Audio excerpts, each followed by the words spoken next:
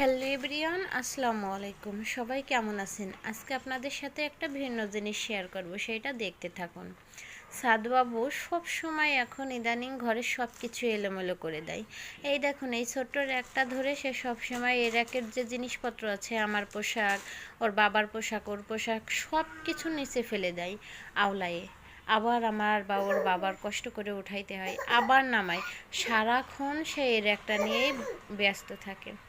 দেখুন সে কি করে। ছোট্ট বাচ্চা নিয়ে সংসার সামলানো অনেক কঠিন, অনেক স্ট্রাগল করে এই পর্যন্ত, আর 4-5 মাস একা একা বাচ্চাকে নিয়ে। তো এই পর্যন্ত অনেক কষ্ট পরিশ্রম করে এসেছি। বাবুটাই মাশাল্লাহ দিনে দিনে বড় হচ্ছে, সবাই দোয়া করবেন। কি বলো? হ্যাঁ, আর কিছু বলো, আর কিছু।